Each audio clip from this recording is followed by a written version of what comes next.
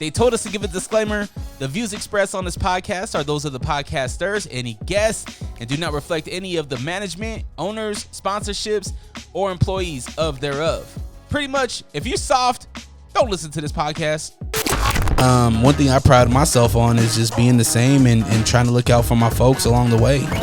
Like, even with all these, big things happening, like, you still mad humble, and you still, like, you have enough clout now where you could easily be like, I'm not fucking with this, I'm not fucking with that. Oh yeah, motherfuckers, it's on. Unrestricted podcast listeners, thank you so much for clicking play. Because of you, those numbers are going up, up, and up. Now today I got a very special guest across from me, somebody that you are familiar with if you have listened to the Unrestricted podcast. I got my brother, the man that's the man, the brand, the king of the lemonade stand. My brother Manny Lemons is in the building. Manny, how you doing? Good, brother. How are you doing? I've told you I've been healing from a herniated disc. Yeah. So that's been a challenge. Family's good. We're back to school. I seen your son's back in football. Bro, that's been a wild experience, man. To sit here and say my son is playing high school football, man, I cannot believe that. Like, he was just barely playing Little League. I was barely holding him. Now he's running the field and he's bigger than I am. So what grade is he? He'll be a freshman. But so, like, he's a bigger freshman though, so like we could have kept him down to play Little League again, but it didn't make sense because he has a skill level to play at high school. Because he played varsity last night, which was wild, Yeah. So he's a freshman playing varsity, so that's pretty cool. Can we say the high school? Yeah, Northridge. Northridge. Yeah. I didn't want to, just in case. Nah. Northridge High School, freshman playing varsity. How does that? How proud are you of your son? Because that's a huge accomplishment. I mean, to be is freshman at Northridge. Is it ninth grade or is it 10th over there? It's ninth grade, so they're not even in the high school because Utah, they can't really house him in high school, so he's still going to junior high. But I mean, it's wild because I always think back like when I was in ninth grade, and for some reason I can always remember those memories because they were good memories, and growing up, and it's like he's at that stage now where it's like.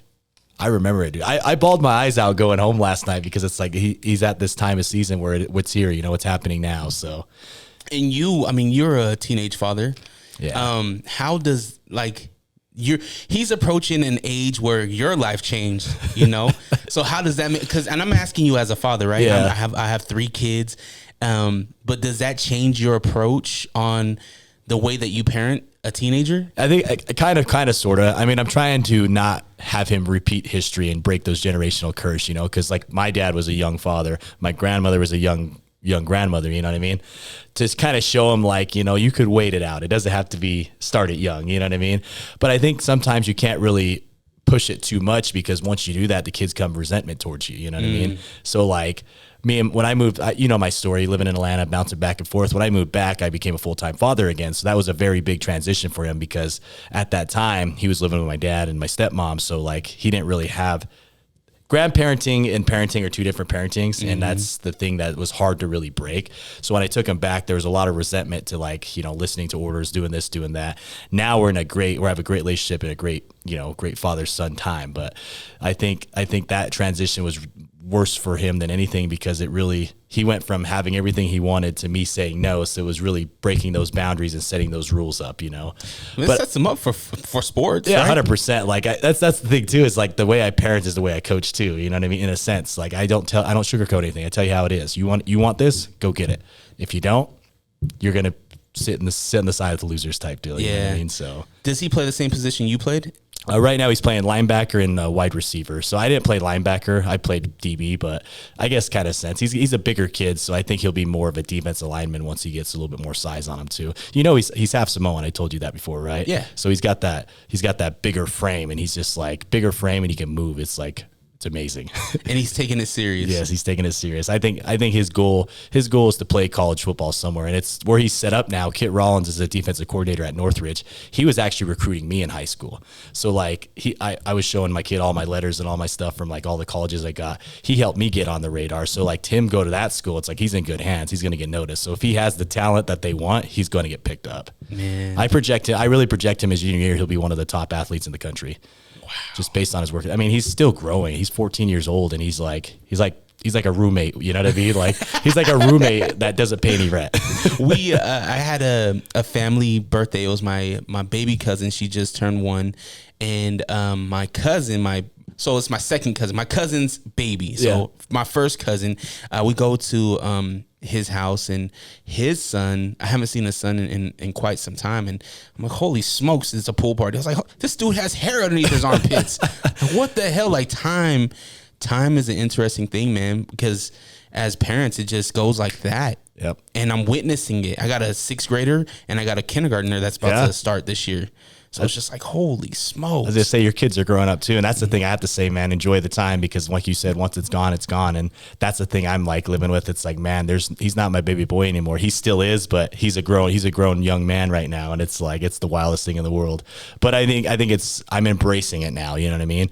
It's like, cherish this time and this that we have together, because I did lose out years with him, you know? Yeah. So I'm kind of playing makeup time. But in the same sense, like I was always at that time, me and his mom had 50-50 custody. So it was kind of a balance. You know what I mean? Yeah. Now I have him full time, and it's like, it's really like all those time that I would have missed out on. It's like, I really did it because now I have him full time now. You know what I mean? Yeah. Because I mean, I do everything for that kid. Take him to school. Well, my dad's a good help, but like take him to school, pick him up, practice, you know, everything. That's all on me. Like no one else does that, you know. But people don't see that on the outside, you know. I think people forget that I'm a single full-time dad as well, trying to pursue this entrepreneurship of becoming a major star in the wrestling business. You know, it's a lot. And I guess my question for you is, how do you keep it all together?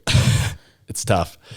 I think for me, it's just the mindset of like, I can make an excuse or I can make it happen. You know what I mean? Because we could sit there and say, well, I'm a young dad. And because I did that when I had him when I was 17, I was offered to go play at Washington State, Utah State football, you know, and I made every excuse not to go do it.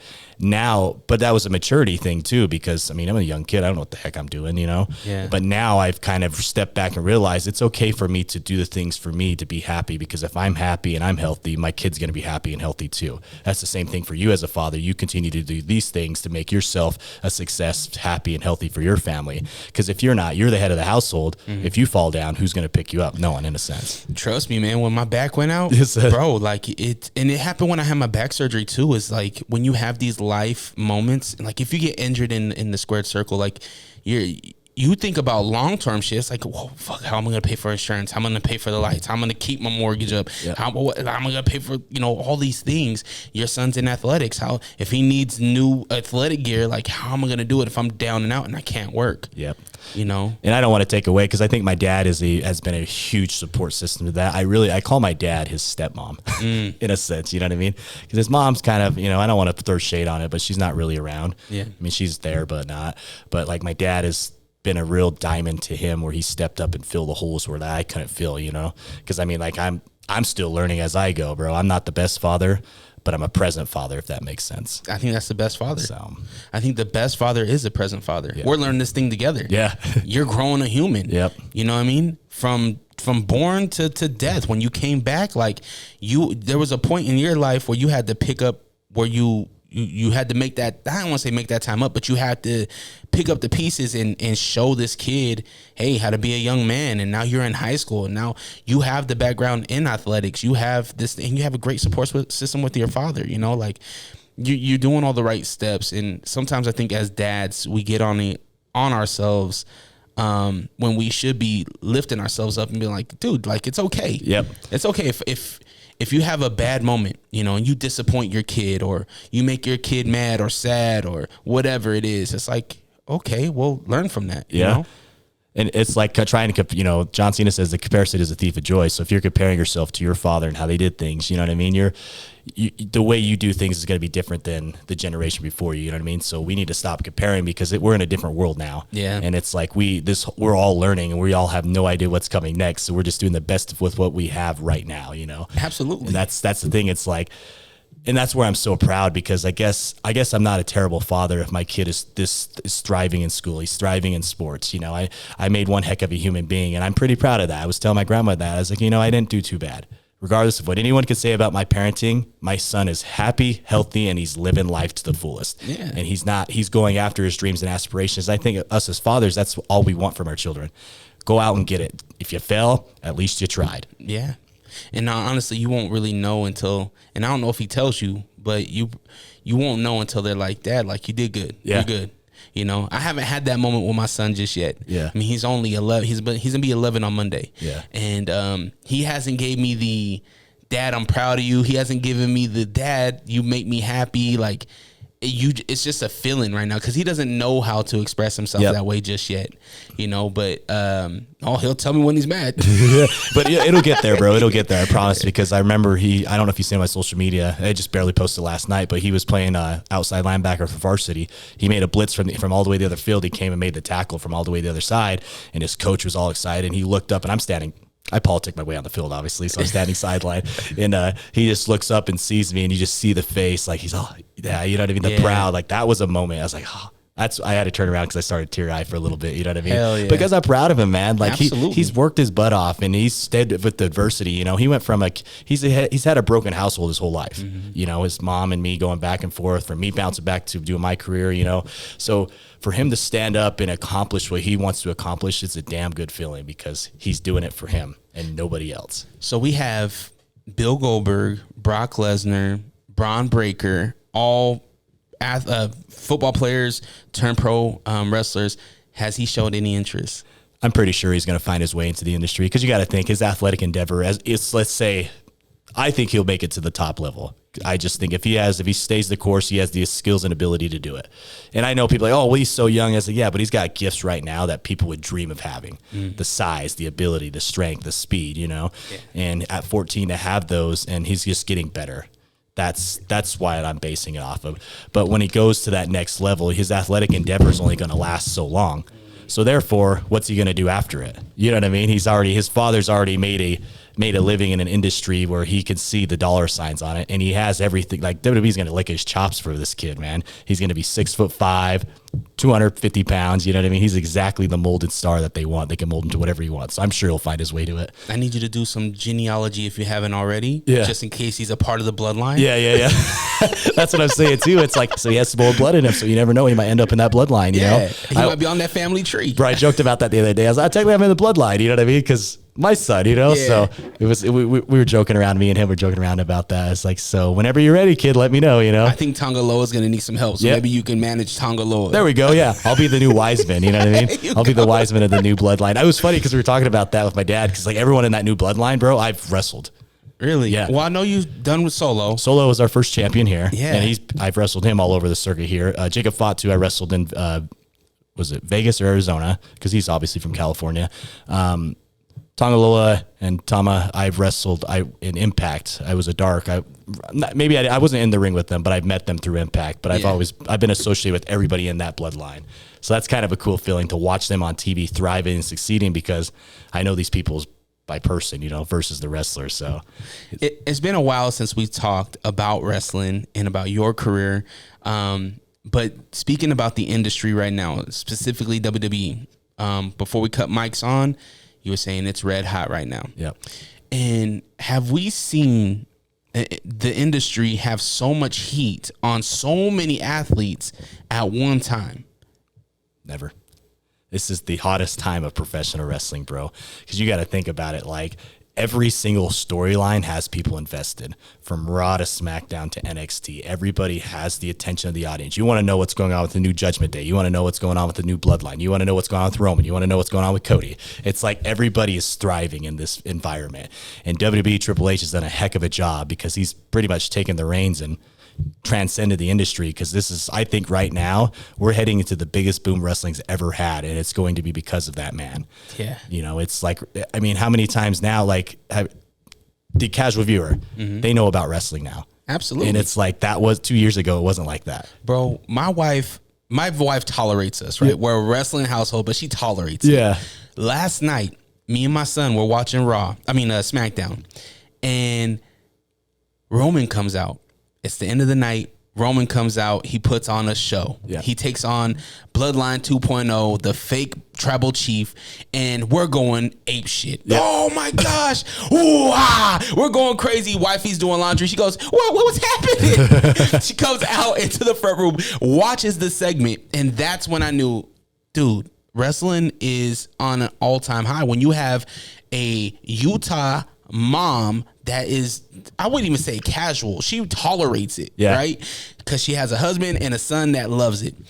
To have her come into the living room, still folding laundry in her hand and sit and watch the segment, I was like, oh, it's over. Either that or just like she's in love with Roman Reigns. He's a handsome guy. 100%, right? But I mean, again, there's something for everybody in wrestling. Yeah. You know what I mean? And that whatever happened in that particular segment drove your wife in to make her invested in what was going on and develop the television at that time. And that's what's so awesome about it is now wrestling, there's something for everybody to enjoy. I want to say, I think when we go to Netflix, we may get more of the AG Attitude Era back. Mm-hmm. But then again, it's like, do we really want that? Because right now they're cooking. Yeah. And what they're doing now, they don't need to go out there and drop F-bombs and all this crap. What they're doing now is they've made you invest into their performance, and that's power. Yeah. And when they can emotionally bring you in like that, someone who doesn't know anything about wrestling or tolerates it, and they have that attention, that's amazing. That's what's great about it. I'm really interested in this Netflix deal. I'm interested to see how it flows production-wise. Yeah. Are we going to have commercials?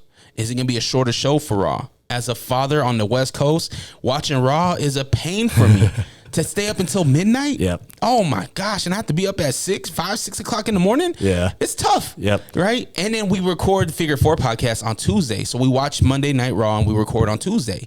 And it's a tough thing, but I'm hoping we all get to a universal start time with Netflix. Yeah. That's what I'm hoping. And I'm hopefully pretty it's sure. East Coast. I'm pretty sure it'll become to that. I mean, it's tough too. It's like, I think they're all still trying to figure it out because there's never been a sports company that's done this. You know what I mean? Done to Netflix. I think we've done like the Jake Paul fights and whatnot, but to have a live show constantly every week, it's going to be interesting to see. But I do think they're starting the new trend because I really think once WWE does it, everyone else is going to start doing it. I really think that local TV is going to start dying off pretty soon because of that. Because if you think about it, what do you watch local TV for? Wrestling and football. And news. Yeah. Other than that, like once you take 2 out of the 3 elements out of it, what's the point of having it anymore? You know what I mean? Well, I think that's where DCW has an opportunity. 100%.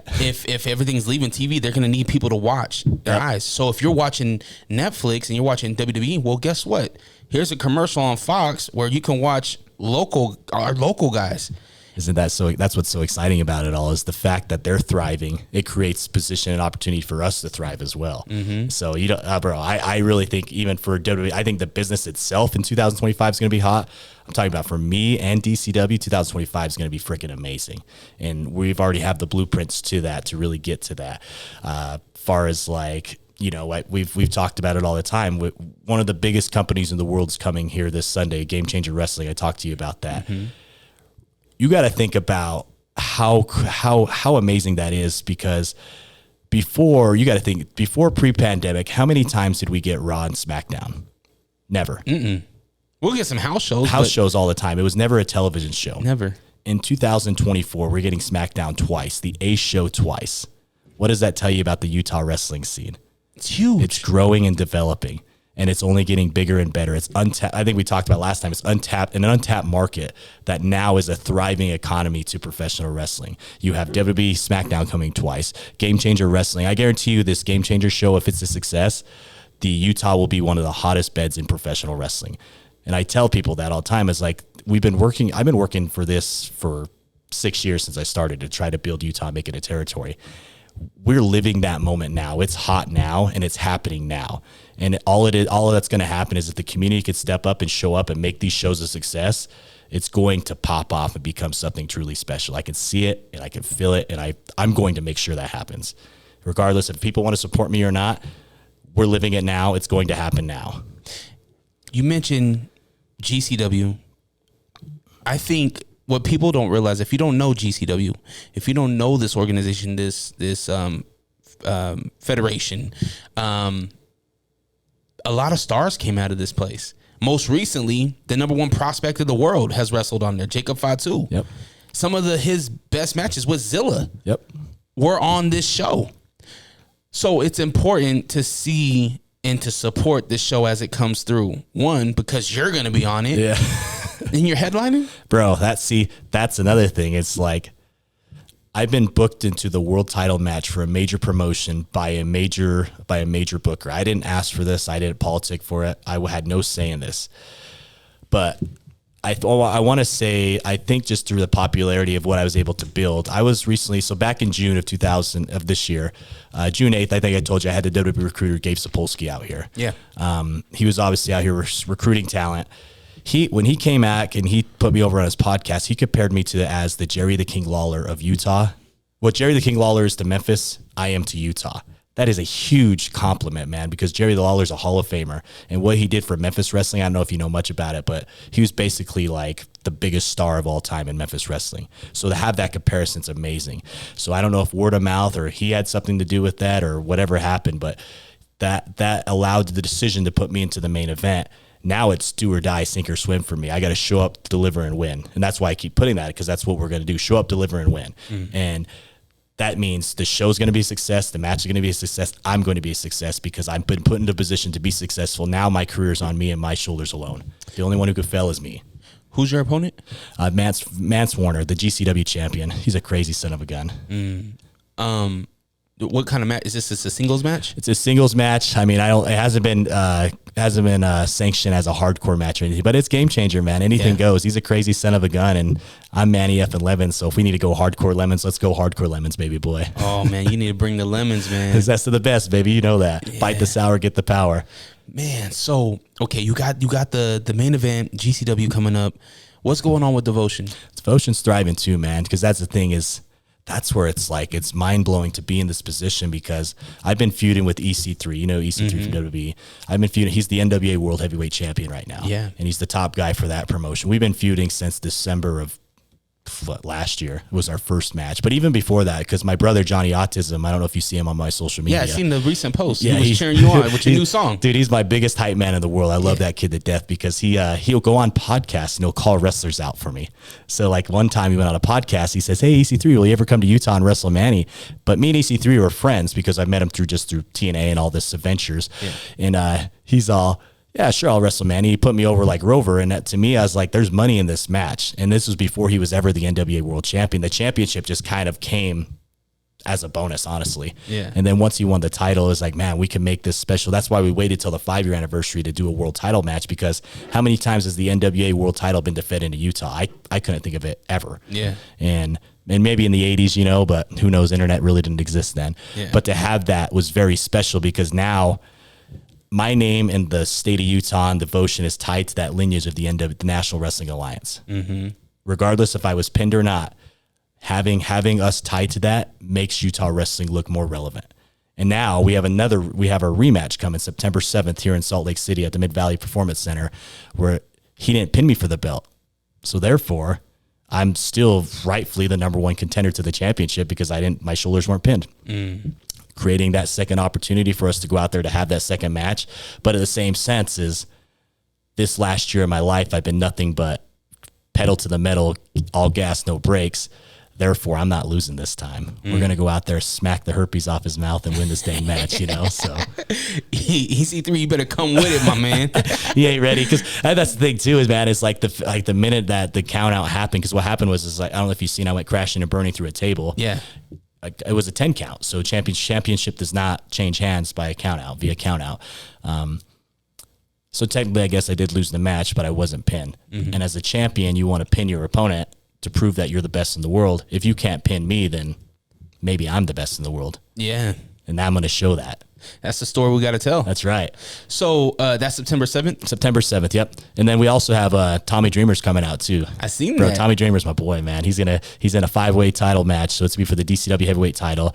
We got Hold on, Dreamer's wrestling? Yeah. I thought he was just doing like a seminar. No. He's full out hardcore match. Oh my gosh. Yeah. Straight on. It's a 5-way for the DCW title. Dreamer, Josh Glade, Dan the Man, Abdul, and Andrew Sowell for the title. And I think the commissioner made it hardcore, anything goes. So we're going to see some old school ECW action from Tommy Dreamer, bro. Yeah, if you know Dreamer, oof. Dang, that's dope. He's a good human being, though, man. I literally love Dreamer. I think as a person, like, he's one of my favorite people in the industry. So, like, anytime I can bring him back, plus he's a very high executive with TNA, too. So, therefore, look back at the people I bring to Utah. I bring the people to Utah that could help elevate the territory and put us, not just myself, but my talent, into a bubble of consideration to be on the bigger stage. And I love that Dreamer's a vet, right? He's a vet. He's been in the business for decades. He has a lot of knowledge, ins and outs, being a performer and an executive. And listen to him on the podcast, I'm like, this dude knows his stuff. Yep. So if you guys need the studio, let me know. If you want to record this Hey, podcast, dude, you never know, because like let's talk, because let's see, maybe something that week, because I know they're going to come in for a few days. We're going to do a lot of media stuff. So if he wins, he has to come back, right? 100%. That's what I'm saying. And that's the thing, is people don't realize. I can already tell people, oh, he's not going to win. I'm a businessman. Yeah. You know what I mean? Like, I'm going to do what's best for my company to put my company in that spotlight. Well, I think Dreamer's a tough son of a bitch too. Like, it's gonna be hard to beat him. You know what I mean? Exactly. He's a freaking dude. When you think ECW, you think Tommy Dreamer. Yeah, and that's hands down the dude. And Bully Ray. We need to get Bully here, man. Dude, we were trying to talk. We're working an ECW thing coming soon too. So I just watched Vice's documentary on New Jack. Yeah. No, was it a Vice? No, it was Maven's podcast, and he was with Devon. Yeah. And Devon was talking about the New Jack match with the young man. I forget his name, but he put him in the hospital. Is that the one? Yeah, that he beat the crap out of. Yeah. And I was like, holy smokes! But then here's the nerd wrestler in me. I'm like, okay, I watched this Maven Devon episode. Let me go watch Rumble 2002, where Taker Maven eliminates Taker, and then I'm like, oh, let me watch the tables, ladders, and chairs match. I'm like, man, we need the Dudley Boys in Utah, bro, for real. I mean, it's something that we've definitely have been talking about to try to do. I'm gonna let you in a secret. I almost had the Hardy Boys for my 5-year anniversary. Wow. And it was it's tough to lock them in, man, because like people, again, until we can elevate the territory to make it a destination of wrestling, it's people are going to pick and choose what they want. When you think Utah, I don't want to go to Utah, you know? But now it's like, oh, well, Utah is actually a hotbed. Hold on. Maybe I want to go check out that territory. But that's the thing too, is everything we're doing, bro. I don't know if you've seen, I recently just locked us in Wyoming. Yeah, so right now I have we're running a show in Evanston, Wyoming, November 16th out of the machinery shop there. Can fit 400 or 500 people. A lot of I know you do UFC stuff. A lot of UFC fights are out of there, so it's a big arena. I just was there like a few weeks ago, but the hope of that, and which it'll be a success, because I'm going to make it a success. But the hope it'll be, but what it is that once we have that first show in 2025, we're going to have 6 to 7 shows in Evanston. So Devotion Championship Wrestling is going to be running 2 states at once. Wow. And now I have people, because of that, I have people hitting them up in Idaho. So now you're going to get we're going to have our hands and fingerprints on this whole region over here that we can just continue to elevate and continue to grow and continue to build it and make this a hotbed for wrestling. How are the athletes in Nevada and Idaho? Nevada, they're good. I don't think there's any in Wyoming. Really? There's probably more cows than people, so it'll be a lot of our guys. But I mean, we're so close. When you go to Wyoming, you split the difference between like Denver talent. So you could bring, it's easier to drive to Evanston, Wyoming than it is to Salt Lake City, because you cut off a few hours of the trip. So therefore, they'll be willing to come to that versus driving the full 8-9 hours to Utah. Well, you also think too, being a pioneer in this, you're a pioneer. When you talk about Utah wrestling, Manny Lemons' name is sketched in stone. You're there. You've already been solidified. You've made history. With you taking this outside the state, going to Wyoming, to me, it's like, yeah, they might not be talent now, but somebody might go to that show and be like, yo, that looks fun. I want to try it. So let me put the hay down. Let me go to Utah. Let me get some training in. Yep. And who knows, maybe they can be the hot person in Wyoming. 100%. And that's the thing too, is who says it's not a success where we pretty much duplicate everything we're doing here, where there's an Al Snow Wrestling Academy of Wyoming. Mm-hmm. You know what I'm saying? Like, to me, I always think bigger picture, because if we don't, what are we doing this for? Yeah. We have to think bigger. We have to think larger. And that's the industry we're in. You're in entertainment. You got to think the biggest you can be. We're going to make this territory the biggest it can be. And we're going to, if my name has to be on the front of that, then great. Yeah. I'm okay with that. I'll be the guy to lead the charge. But then that means we need to build it, and the people behind me need to carry it and make it bigger than I did. You know what I mean? Well, I think there's a great opportunity for DCW athletes. Mm-hmm. Like, don't ask, go take it. Yeah. Don't wait for Manny to give you an opportunity. You just hit it right there, bro. I wish there was more people that were like that, because here's the thing is, I've always been, to me, when people come to Utah, they're like, Manny, we just wish there was more of you, more of you, more of you. My goal is to make more of me now. In order to do that, I got to lead the charge, lead the example. So I wish people would step up and realize that, instead of just complaining about it and not making it happen. Because people right now, I can already tell you, dude, when they put that game changer match out, me in the main event, I guarantee you, though, Utah people were like, oh, he's just part of it. He's this and that. No, I worked my ass off put myself in a position to be a success to earn that. Yeah. Now I'm going to go swing for the fences, hit a dang home run, and become the world champion and show that I'm the biggest star in the industry. This is my time now, and I'm not going to let anyone take that away from me. And if those people are upset about it, that's on them. You should have hopped on the wagon 6 years ago when I told you we're starting this. You still can get on the wagon if you put your ego away. Join us and help make this better, because I can't do it alone. We need more people to make it. We talked about this all the time. Last time we were on the podcast, we need the community to help out, but so many people get so many egos that they're like, well, he's wrestling for the title. Bro, are you outworking me? Are you doing what I'm doing? If you are, I'd be more than happy to pass this off, because if I can save my body for the bigger matches and not have to wrestle DCW all the time, believe me, I would much rather do that. I'd much rather be a promoter, but I can't at this moment in time. I'm an attraction to the company that helps bring people in, helps put eyes on our state, eyes on our product. So therefore, I'm going to put myself in that position because I know I'm the best to do it, and I know I'm the one guy who's not going to let it fail. Are you sick of podcasts that just interview people with the same questions and gossiping nonsense? Are you tired of hearing about what's wrong with the world? Can you locate your nearest orphanage? Who cooked the Last Supper? R.I.P. Mr. Potato Head. Seppuku Harakiri. Where is Mavis Beacon? This is Hos. And this is host Beefy. Listen to the Beans and Rice podcast. Exclusively in Braille and all streaming platforms. Patent pending. Hey, yo, you're probably listening to the Unrestricted podcast with Dre Rawka. We are? No, they are. Yeah, oh, right. Oh, wow. I'm the real Ruby. You can catch me and Fonzie and the Funk. G Daddy Funk on Lake Talk 801 podcast. Yeah, but I think you have to come in more smoother, more funnier. Like, yeah, they could catch us on the Lake Talk 801 podcast. Yeah, y'all can catch us on Lake Talk 801. Yeah, and be like, and yeah, man, hey, and they could catch people like me, the real Ruby, and people like you, Fonzie, and people like him, G Daddy Funk, wow, on that's the a Lake lot of Talk people. 801. Who cares? What'd he say? Huh? I didn't hear him. I don't know, but this probably should be the ad. Are these on? Catch a new episode every Monday on all streaming platforms. The Lake Talk 801. Tune in now. No pukesters helping me to the left, and no pukesters helping me to the right.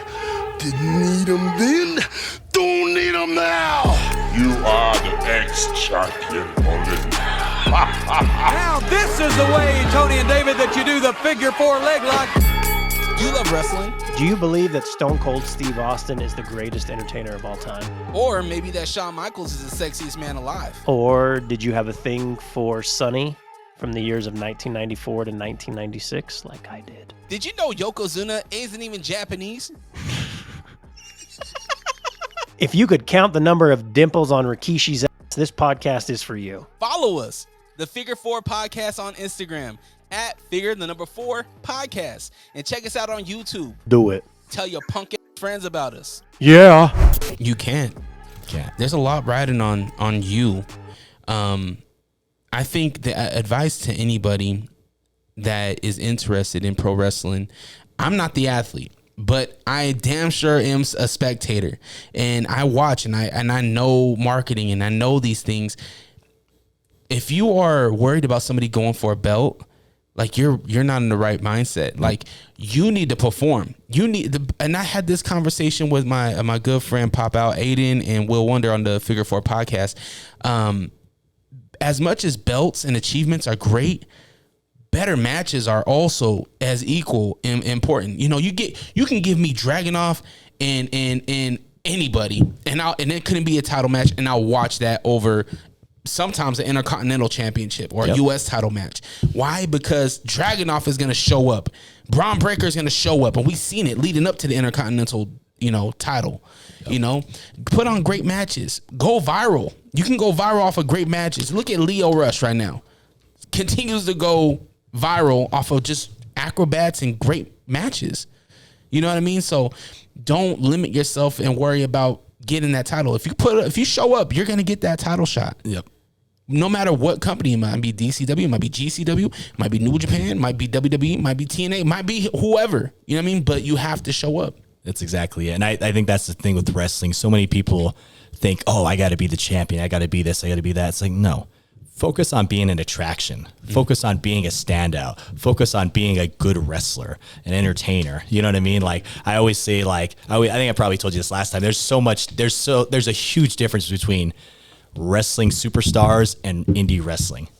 In the way I train guys to be wrestling superstars, because I don't want to settle on the lowest of the fruit. I want to go for the big of the big. So therefore, everything I do and I teach is to superstar caliber, because I've learning from the guys that I've pulled from. You know me, man. I've learned from everybody in this industry at some way, some fashion. I've rubbed shoulders with them. Yeah. And I've taken things from every one of these individuals, not really make it my own, but kind of make it my own formula for this state, for this company, in order to help elevate guys to that next level. And everything I've ever said has been 100% true. Anytime we bring someone in, they say the same thing. It's like a parent thing, you know what I mean? Your parent tells you something, you're not going to listen to them, but your coach tells you something, you're more inclined to listen to them, if that makes sense. So therefore, I'm the parent, they're not going to listen to me, but if I bring another coach in, they listen to the coach. So, and it's the ego thing. Wrestling attracts that not so popular audience, you know what I mean? Not the athletes. You know, I wish we could attract more athletes, but it's, you know, it's the people that can't really do it. But I don't think they can't do it. I think it's just they don't want to try to do it. They're scared to step out of their box and do it. Yeah. Because, like, you know, people are always, when they come to my school, they're like, well, I just want to wait to get in shape. It's like, bro, you keep waiting. Time's your most valuable asset, and you're wasting time. Get in there, start now. You'll lose the weight in the process, I promise you. No one's going to make fun of you, but it's that insecurity thing from a lot of people, I think. And then taking the falls too, taking the bumps and stuff is the hardest thing in the world, man. Hell yeah. You know what I mean? It ain't natural to just fall on your shoulders. Bro, it's like I'm 31 years old, and I walk around sometimes like an old man. You know what I mean? Yeah. Like, I could still go, don't get me wrong, I'll still beat my boy one-on-one, but it's like you feel it. You know, 12 years in the game, it's like all right, now I got to be smart with my decisions and my matches. You know what I mean? Well, that's where I was looking at, and that's why I asked you what this main event match in GCW is, because those guys, they're stacking tables and going through 2-3 of them. You know what I mean? I'm seeing lights being exploded. I'm seeing some hardcore things, and there's only so far athletes can go doing those type of things. Yep. You know, not everybody's Mick Foley. Not everybody can do this. Not everybody is Sabu. You know what I mean? Like, there's only so much your body can take. So picking these matches, I think, is very important. You have to be strategic on your career. Yep. And that's where the thing is, like, when it comes to that particular match, if it's a hardcore, if it's anything goes, man, I'm ready for it. And I'm not going to let my limitations, because I don't think I'm limited to anything. It's just me sitting here saying, oh, I don't want to, I'd prefer not to fall through a table. Yeah. But if it's going to make me a major star and it's needed for the time, you're damn right I'm going through that table. I'm going through that table to the best of my abilities, you know? Yeah. So, like, to me, that stuff doesn't scare me. But to sit here and I'm humbled as heck, man, to sit here and say, I have 2 major world title matches back to back. GCW August 18th this Sunday, and then Saturday, September 7th, first EC3 for the NWA world title, man. How many, like, that is a humbling thing, man. Those are 2 of the biggest moments of my entire life. And if they, like I said, they're going to lead to bigger and better things. And everything we've done the past 6 years has really put us into this position to make it happen.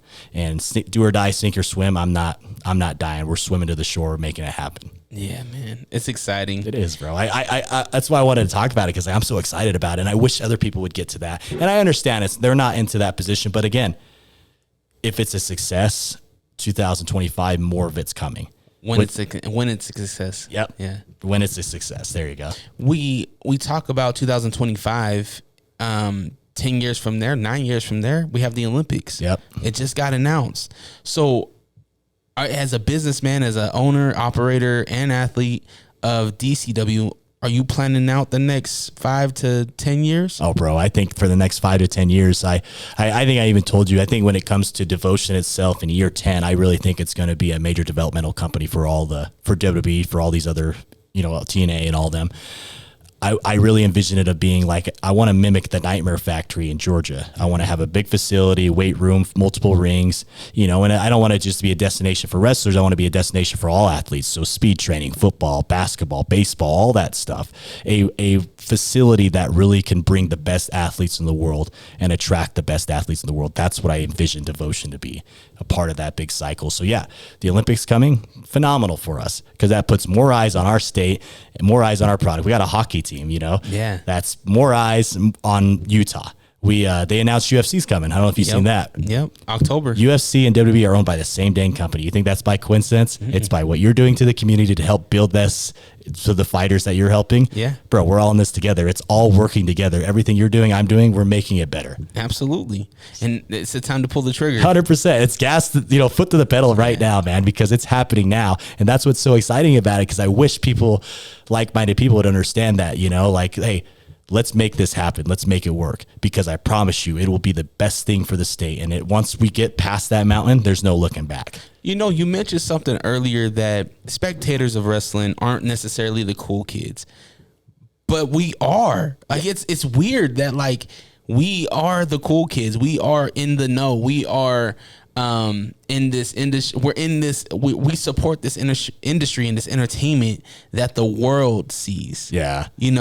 I was talking to the owner of a bar named Sue, and I was like, I wonder if we could do a PLE the way that we do UFC pay-per-views. Yeah. I wonder if we can do a PLE. Because UFC, like the UFC 307, or 305, whatever the next one is, we have it on all the TVs. Yeah. It's like, can we do the same thing for a PLE?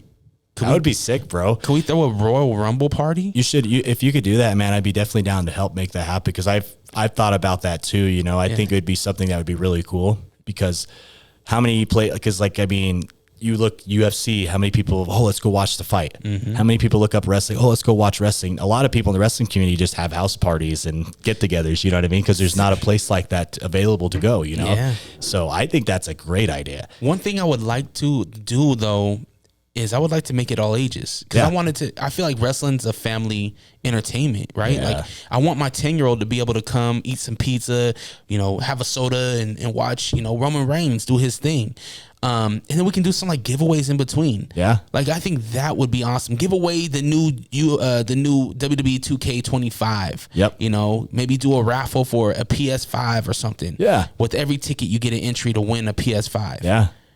These are things that our community needs, and what we can do in between matches is promote DCW. Yeah. If you love this right here, hey, we have the local. We have a title match coming up. Yeah. And this is the guy right here, Manny Lemons. He has a title fight coming, or Tommy Dreamer's going to be here. You got to go see the legendary Tommy Dreamer. Oh, kids, you don't know who Tommy Dreamer is?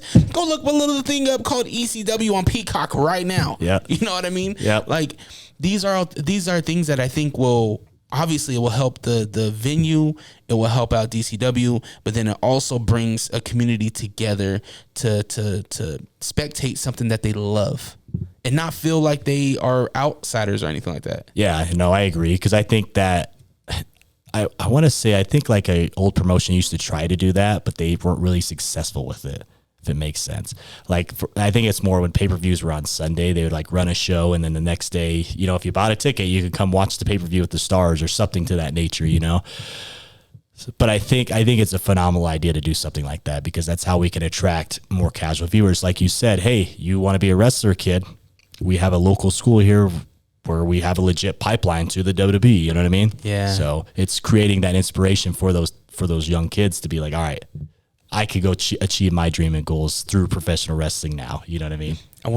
We were at the Maverick Center for Fierce Fighting Championship 33, and at one point, at the arena, they have the big screens right in the middle. Yeah. Right? They dropped it down to the floor. And I told my wife, how cool would it be to watch WrestleMania in the arena with the big screens just right there on the floor? That'd be sick. On the arena floor. Oh my gosh. And then you can just clear out the arena floor, throw up some couches and some seating, and you can have activities around. That would be so dope. I remember it was when I was at TNA in 2022, was when the Titans made the playoffs. It was the Titans and Bengals, because Machine Gun Carl Anderson, he's a big Bengals guy. And then TNA, everyone's from Nashville, so they're Titans fans, and I'm a huge Titan mark. So they put it on the big screen out in the arena, so we were watching it. So it was cool to watch it in the arena, you know what I mean, on the big screen. So something with that, with the WWE or wrestling in general, I think it's a phenomenal idea, and it'd be cool if we could find some way to pull it off. I mean, I have a venue where that's possible, you know what I mean, where we could do something to that nature. It's just a matter of, I guess, just finding the timing to do it, you know what I mean? Logistics. That's what it is. It's again, I'm just one man, and I have Andrew Sowell. He's a big helping hand for me, but it's just two guys kind of running the wagon. It's tough because you're a boss. You know what I mean? You have to, when you have to tell or constantly remind your talent, do this, but not just once. You have to do it 10 times to remind them. You know what I mean? So it's tough to trying to build accountability on a lot of our guys too. So yeah, man, it's a tough thing. But hey, I think we got all the pieces to make shit happen. It is. And that's what is exciting. Is it's going to happen. It's just a matter of when will it happen. Like, how hard is it to put up a ring? Oh, it's terrible. Is it hard? What's the prep of putting on this show? So putting on the show, I mean, man, we used to do setup day of, but we couldn't do it day of because now it takes so long because we're trying to set up a production studio to make our product look TV worthy. Yeah. So you got to set, not only do you have to set up the ring, but you have to set up the backing, the lighting, the music, sound, microphones, all the whole 9 yards. So it's a day process to set up. So are you outsourcing that, the production side? We have our Trent Hunsaker's I think I told you, I have a one-man production crew. A part of him on Instagram is his tag, but he's with Death Ray Media. He does all of our production, all of our editing. So I guess I'm outsourcing to one individual, but he's kind of been with us since day one. Yeah. You know what I mean? So like he really got his start doing the media. I don't want to say because he was doing it before, he was dang good at it, but doing wrestling kind of helped elevate his project portfolio. So now he's busy as ever. So he's doing things because of wrestling, which is phenomenal. I'm glad for him, you know. Awesome. So you got the production side, and then how long does it take to throw up the ring? I'd say about a good hour. Wow. Just because, I mean, if you get everybody there, we can get it done in 30 minutes. We did a private show, 2 weeks ago at a memory clinic in Murray, and it took us about 45 minutes to set up. And that's just the ring. Yeah. Because, you know, you got to think like each side of the ring is 3,000 pounds. Oh I mean, the ring itself is 3,000. So each side is probably like 500, the big beams. So you got 3 or 4 people hands on that to carry it, you know, because you can't carry it alone. You guys are carrying it as a group? Mm-hmm. You better get a cat. You better bro, it's a forklift. But that's the thing. It's like, but that's wrestling though. You have to learn to set up, break down, tear down the ring because that's part of paying your dues to the industry, you know? Yeah. If you don't know, there's so many people that are like, oh, I don't want to do that. It's like, well, that's part of paying your dues. Like I've had to do it for so many years. Yeah. Everyone before me had to do it for so many years, you know. It's just part of the gig. It's just what we do. All things saying, like we talk about all this wrestling. At the end of the day, what's Manny Lemons' North Star? I think my North Star I think it's the same now as it was when we talked then. The same now as it was when I first started. It's become the biggest star in the industry. Mm-hmm. I really think that my road and my legacy, everything in my life has kind of fell into fruition now where I'm set up to position to do it. And it's on me to make it happen. You know, I made every excuse not to do it. My diet was crap a few years ago. My gear wasn't good a few years ago. Now, when I walk out, I'm at a major attraction now. And I command the attention of the audience the second I hit the curtain to the second I leave. I got them to the palm of my hands. So I think now it's just a matter of just making everything we're doing now an absolute success to show I am the guy. I've always been the guy. Now make me the guy. You know what I mean? Yeah. And it's timing. It's timing though, bro. Like 12 years in the game, like if I would have quit 2 years ago, I wouldn't be where I am now. You know what I mean? Absolutely. And it's like if I quit now, I'm not going to be where I am 2 years later. You know what I mean? In 2 years from now. Manny, there's a lot of pressure. I shouldn't say pressure. There's a lot riding on you because you're the only one doing it. Like you're the only one pushing this brand to the level. Now there might be some other people doing some things, but to the level that you're doing it, the networking, I mean, you've been on TV. You know what I mean? Like you're that guy for us. And I just see if you decide that you've had enough of it, maybe the payoff's not rewarding enough. Like maybe life happens. I don't see us having another opportunity. It's funny you say that because obviously inflation has kind of hit a lot of us. Mm-hmm. This year, obviously going into the new year, our rent upped, you know what I mean, for our training facility. And during that time, I had a lot of big shows planned that I couldn't pull out because I already had talent booked, paid for the flights and stuff. So like the income and whatnot, we weren't getting the income. So we ended up falling behind on our rent. And this is a real life story I'm telling people because I'm not sugarcoating anything, you know. There was a position at a point, April, May, June, where I wouldn't even want to say June. I want to say April and May. You know, I was going through a lot personally. I was about to say, you know what, I'm done with the school. I can't do this anymore. You know, it's very stressful. I don't have the income. I'm not making enough of my, you know, side gigs and whatnot. But what happened was I ended up getting a call from Gabe Sapolsky to bring him into Utah, which was the WWE recruiter. And I think the conversation we had is really something that changed my perspective to it. Because after that, I talked to my head trainer, Andrew Sowell. He kind of looked, I said, we're going to bring Sapolsky back in. He wants to come recruit talent. Let's see what, he wants to see what we have, what we've done since then.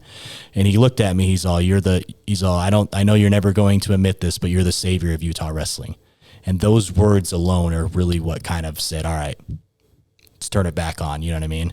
And so that June event, I went I gave everything I had to that June event to make it a success. And it was a success. It was a success. I felt the ground rumble then. The ground's rumbling now. Now we're not losing. We're going for it. Success or death at this point. Have you had the opportunity? There's a lot of things. We mentioned UFC. We mentioned WWE, the Olympics. And there's Utah athletics is at an all-time high.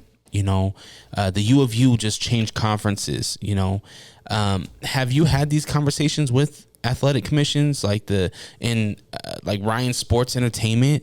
Like, if these guys like Ryan Smith, if he's bought into the UFC and he's creating this opportunity where UFC is coming multiple times, WWE is coming multiple times, maybe he needs to see the developmental league that is getting these athletes here.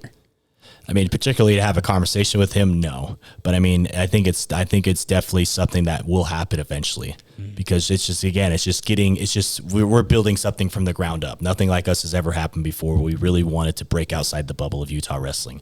So really, we have to build it. If you build it, they will come. Yeah. And once it's kind of to a level where you're undeniable, we're going to have those conversations. And I'm going to say we're going to have those conversations tomorrow. No, it may be 5 years from now. Yeah. But I guarantee you we'll get to that position where we will have those conversations where devotion itself will be a landing point for all professional wrestling and then all of Utah athletics.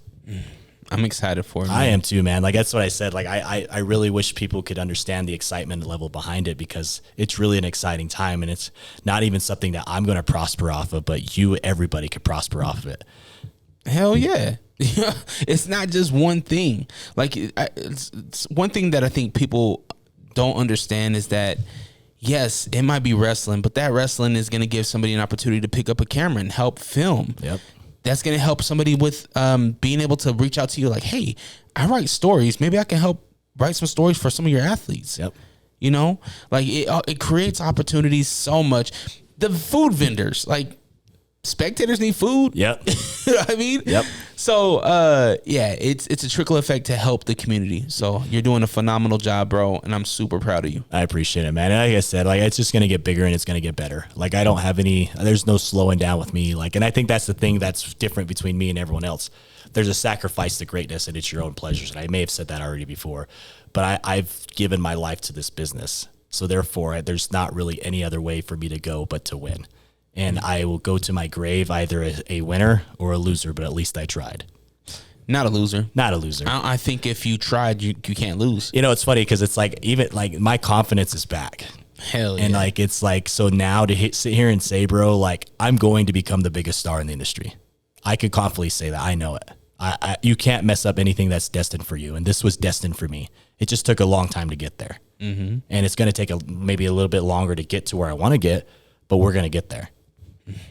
I'm excited for it. I think that people should be excited for it. Going back to WWE real quick, your thoughts on the Wyatt Six? I like it. I think it's again, it goes back to the mindset of, I think they're doing a phenomenal tribute to Bray. Mm-hmm. I think that's the main thing that's coming from it. But I think it's something for everybody. You know what I mean? Like, there was an audience that was a really huge Bray Wyatt fans, and they loved that his creativeness. You know what I mean? So this is a gimmick and a characters that are bringing that out back to the WWE, where it's continuing his legacy of what he's established before, because he really transcended that part of wrestling. If you think about it, the wackiness, like, we've never seen anything like it before him, and now he created an audience for it where it's growing and growing and growing, and I think they're doing a phenomenal job with it. I mean, did they wait a little bit to do it? That's not really my position to say. Yeah. But I think maybe we should have did it a little sooner. I mean, that's one thing about WWE and about this Paul Levesque era is, like, as much as you might be a little bit like almost there and then not, it's like when it happens, you're like, yeah. That's what I'm saying. And that's the thing. It's like, I can't question any of the booking because they're doing phenomenal. There's not really too much you could pick apart of the shows. 2 years ago, you could, you know what I mean? And it's like, But I think that's the thing with the armchair bookers. Everyone's going to complain about something. Yeah. No matter what. You could, if you did the Rock and Roman at WrestleMania 40, you're going to have the audience pissed that Cody didn't get it. Yeah. Well, you pulled it. Now you have the audience that's pissed they didn't get the Rock and Roman, but now the audience that got the Roman and Cody are happy. You know what I mean? Yeah. So that's the tough thing about it, is you're not going to please everyone. So he's in a position where he has to make those difficult decisions to just do what's best for the company, regardless of people's feelings. What's going to happen with Cena? What's the Cena retirement run? Oh, I might bawl my eyes out because I told you I think Cena's the GOAT. You know what I mean? That dude carried the company, and to see him go, because I still think he's got a lot of gas in the tank. You know, like he wants to retire before 50, but it's like, bro, you're in the phenomenal shape. You get the best reactions. It's tough, you know. But if he's going out on his own terms, that's good for him. You know, he deserves it. He deserves to have that. And I don't know what's going to happen. I really want to see him win the title one more time, like 17 times, bro. You're the GOAT. You have to accomplish that, in my opinion. You got to win the Intercontinental, become, you know what I mean, the Grand Slam champion, you know. Does he go that route, though, with Breaker? I don't know. I could see it. Does he put over Breaker? I could see it. Or does Breaker drop the title? I could see him winning the title, then putting him back over at Mania or something, you know what I mean? But then again, it's like, you got to think it's his last ever WrestleMania. Yeah. I really think it should be him and Orton, because they're really the guys who transcended that era. And if it's your last big match ever, you really want it to be with someone special and something they talk about, because they never had a Mania match. They fought every pay-per-view, but never at WrestleMania. So does Randy get the title off of Gunther? I don't know. I don't think anybody beats Gunther. I don't think so either. I think Gunther will have a good run, because you look at him, he's killing it, bro. Yeah. And this thing they're doing with him and Priest, like it's in the Judgment Day and involving everybody, like, bro, they got you invested into these stories, and that's what's awesome. I am all in on Priest. Yeah. I did not see the Judgment Day storyline going the way it did. I didn't either, but I thought for sure Mommy was gonna beef with Damian. But now I love the turn that we went. Yeah. The last month and a half, 2 months of Damian Priest has been the best version of Damian Priest. And I love the New Yorker in him coming out right now. Yeah. Like he's wrestling good. Like he's looking really good in the ring. And him and Finn, the storyline with him and Finn is going to be so good. So good. And they've been building that for months. Yes. And you didn't even notice it, but that's what they've been doing. You know, Same thing with the bloodline. Exactly. The storytelling now is phenomenal. And that's what maybe that's the problem too, is like they knew where they were going so many years ago. It just took this long to get there. And that, I mean, you can kind of see it. Yeah. I mean, you kind of see the bloodline has been the hottest storyline the past 5 years almost. Yeah. And it's still continuing, and it's still the hottest storyline out there. Bro, when Roman walked out yesterday, you cannot deny that aura. That dude is maybe he's the GOAT. He might be the GOAT. Based on that, like top 5 for sure. He's definitely on Mount Rushmore. Yeah. You know, and that's not even my Mount Rushmore. That's just wrestling in general. The dude, like, he's responsible for WWE's success right now. And people can't take that away from him. But he earned that. And he hasn't even said a word. He hasn't said a damn word. That's what's phenomenal. But that's aura. Yeah. That's charisma. And charisma's king in our industry. Oh man, I feel bad for Tongaloa though. My man lost his eye. Yeah. He's not a tag partner with his brother no more. Yeah. Like my man. But is that also a setup for him to switch sides? That's the thing, is like, you don't know. There's so many, like, we could sit here and say it's gonna go this way, it's gonna go this way. I have no idea. And I'm in the industry. You know what I mean? Like, I'm sitting here like, I know more than a lot of people, but I can sit there and see it like, I don't know. Maybe. What's your thoughts on the debut of Jacob? Do you feel like Jacob is he living up to the hype? I think so. I think so, because I think Jacob was always charismatic. You know, like I think what they were worried about him overshadowing Sepha at first, but I think Sepha, I call him Sepha, but Solo. Yeah. I think they realized that, like, he's grown so much in the last few months, and he's really starting to own into that persona of this bloodline mob boss, whatever, you know, the direction they're trying to go. So therefore, I think bringing Jacob in added that extra element to his bloodline for sure. I think at the end of this, they're all going to be their own stars, and I think that's the purpose of it, you know. Yeah. And it's going to be phenomenal when it happens, but I think right now it's just to enjoy it now and just see where it goes from there, you know. So many things that can happen, right? Sammy lost his title. Jay is kind of in limbo right now. We don't know what routes Jay going. They're both on 2 different shows. What's gonna happen? Where's Jimmy at? You know, like, oh man, so much. Do we see Zilla in the next year to 2 years? Zilla's looking phenomenal outside and doing his he just got a title. Yeah. Like, oh man, wrestling is at an all-time high, even outside of WWE. Like, AEW is looking good. The athletes at AEW is looking good, and NXT is heating up. Brother, you just sat there. You just said it because think about it. I'm wrestling for 2 world titles for 2 different major wrestling promotions. You know what I mean? Yes, like that would never been possible 5 years ago. But the industry has grown so much. We're like this hot era we're in. There's something for everyone. If you're not a fan of WWE, go watch AEW. If you're not a fan of WWE, go watch TNA. Don't like TNA, you want hardcore stuff, go to GCW. Don't like the hardcore stuff, go watch MLW. You know what I mean? There's something for everybody in this industry. You don't like that, you want to support locals, go watch indie wrestling. You know what I mean? And I think that's where indie wrestling guys have a chance for us to really capitalize on it, because we do have the opportunity to create stardom out of our own selves. You know what I mean? And that's honestly what I've done, man. I built a career out of nothing but a hope and a prayer and a desire to want to be the best I can be. So what advice would you give to somebody that's trying to get into the industry? I think for me, it's like it goes back to that borderline of like, if you're kind of on the fence of wanting to do it, not wanting to do it, just go do it. Go all out there and give everything you got, because if you don't, then you're going to regret it for the rest of your life. And quit worrying about what people are going to say about you. Again, comparison's the thief of joy. If you're so worried about what someone's going to make fun of you for being a wrestler, then why do you want to get in this industry? You know what I mean? It's paparazzi. It's fame. It's fortune. That's what we're going after, right? So therefore, you got to be able to let all that insecurities go and just go out and get it. Don't let anyone tell you can't be who you want to be, because I'm living proof of that. Mm-hmm. Don't listen to them. Nope. And I think that advice goes across any industry.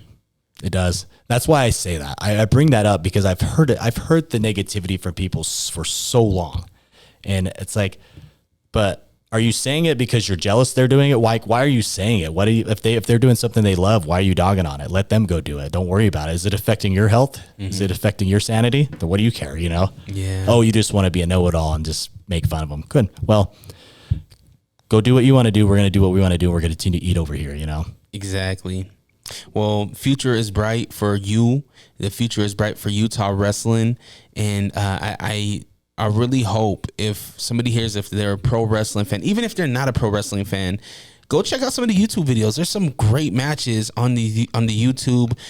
You can check out your vlogs and see this journey along the way, and I'm really excited for the future, man.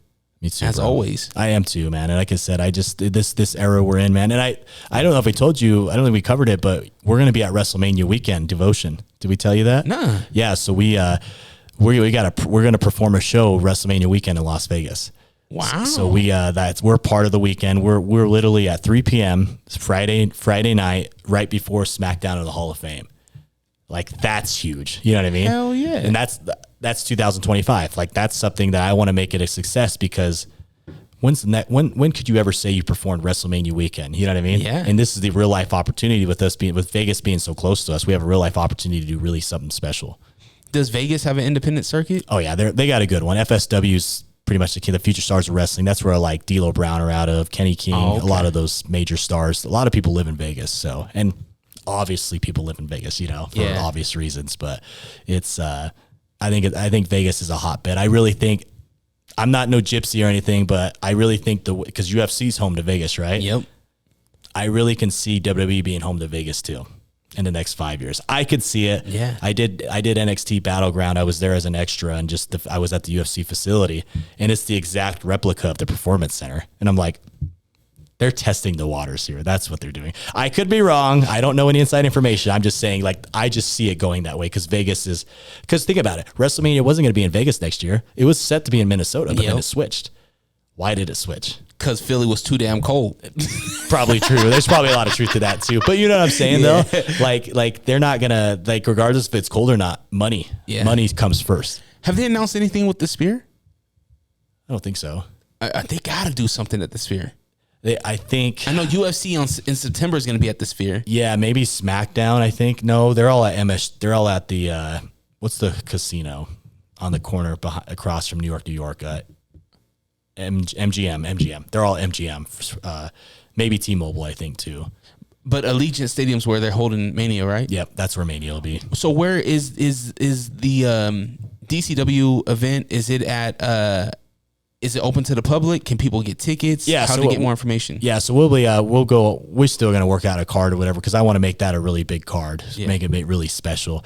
But tickets will go on sale soon. I mean, obviously before the year ends, but I just trying to get the ground. We're going to be out of the Future Stars Arena, the FSW Arena is where we're going to be running the event. Game Changer is going to be there. There's going to be a bunch of big independent wrestling shows there. Nice. We just got a prime spot there. You know what I mean? Hell like yeah. that spot, I think is money. Just right kind of to kick off WrestleMania weekend in a sense. But I mean, I'll obviously be there. I'll be working multiple shows. You know, biggest stars in the world ever. Like I don't know if you get a chance to do it, bro. WrestleMania weekend. This is the one to do it. Like it's so close, and if your boys like, there's nothing like WrestleMania. This is our dream, like wrestling fans' dream, bro. You walk out and there's wrestling everywhere. When I did it in LA 2 years ago, when I worked Mania, I was downtown LA and just every bar had wrestling playing. They had the WrestleMania banners all up and down Broadway streets. It was the coolest thing in the world. So if you can even go just experience for the day with your boy, just the atmosphere, dude, there's nothing like it. There's going to be millions of wrestling fans in Las Vegas. Not even all at WrestleMania, just for all the other things going on. Yeah, I'm trying to think like what impersonators are going to be on the street. You know how you walk down, you see Elmo, you see Pokemon. Bro, there's definitely going to be a Macho Man. There's definitely going to be a Hogan. Definitely a Flair. We're going to see a Kane, a Taker. All of them, bro. Yeah. Like that whole strip street is going to be filled with wrestling fans. The Chippendales are going to be Cena. I believe it. I wouldn't be surprised, bro. You know what I mean? Like, especially I think with The Rock getting back involved too, that's why it's obviously that's helping out. You know what I mean? Absolutely. So, and I think maybe that's why they moved Mania there, you know, because The Rock's going to perform, you know, I don't know. They, TKO, Dana White mentioned that WWE would be moving to Sundays, or not moving, but WWE will be on Sundays. We haven't seen that come to fruition just yet, but I wonder if they will end up adding a show to their Sunday lineup. I think so. To their lineup. Because right now we got Monday, Wednesday, and Friday, right? So maybe they bring back Sunday Night Heat. It's possible, man. Like, because there's an audience for everybody. Hell yeah. Even if there's a million people watching this one show, that's a million eyes for advertisement, for sponsorship. You know what I mean? So like, I could definitely see it happening. I could even see them like, because now we're in an era of streaming that Monday Night Raw was called Monday Night Raw because you had to watch it on Monday Night Raw on Monday at 7 p.m. Monday every Monday. We're in a streaming era now where it's maybe it is Sunday. Maybe Raw is just Sunday now. They just say, watch Raw on Netflix. Have you noticed that, though? They say Raw on Netflix. If you notice it, they say Raw on Netflix. So they're not saying Monday Night Raw's on Netflix. They're saying Raw on Netflix. So it's possible that it could be a Sunday thing. I'm saying I don't know anything. I'm just saying just based on the way they're wording it, it just kind of seems like it may not be a Monday thing. Yeah, I'm excited for the Netflix deal. I'm just excited to have a good show early. Yeah.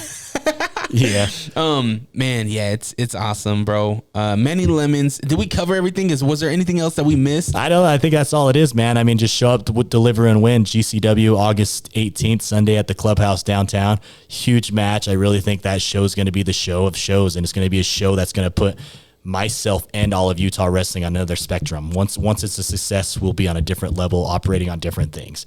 We got September 7th, me versus EC3 for the NWA World Title. That's going down at the Mid Valley Performance Center. Tickets are on sale for that one. Just hit us up at Devotion Championship Wrestling.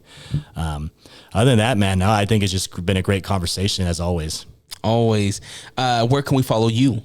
Follow me at just the name Manny Lemons at Twitter, and I guess it's X now. X, Instagram, Facebook, TikTok, all the YouTube, all the socials. Go be a part of his journey. Go check him out. If you want to follow me at Dre Rawka, DRERAWKA. We do have a pro wrestling podcast. My partner Will Wonder couldn't be here. He's actually gonna be coming in hopefully in the next hour or so. But we have a podcast called the Figure 4 Podcast where we talk pro wrestling.